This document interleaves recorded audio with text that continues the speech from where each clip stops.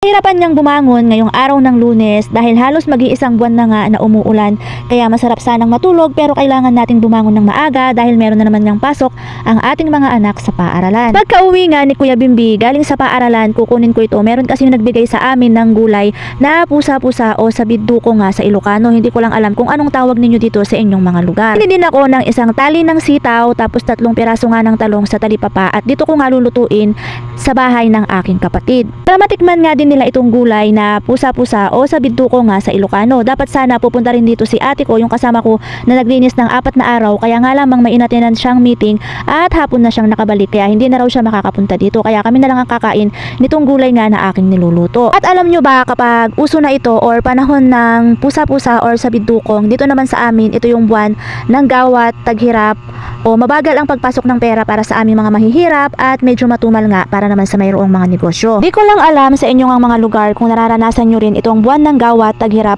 o mabagal nga ang pagpasok ng pera. Dito kasi sa amin ang pagkakaalam ko mula June hanggang August, yun yung buwan ng gawat para sa amin, yung mabagal nga ang pagpasok ng pera. Dahil ang buwan nga ng gawat ay isa lamang sa pagsubok na binigay sa atin ng ating Panginoon at pagkatapos naman ng buwan ng gawat, ang susunod naman yan ay buwan naman ng tag-ani, kasaganahan. At pagkatapos ni paring Niking kumain, ako naman yung kakain dyan.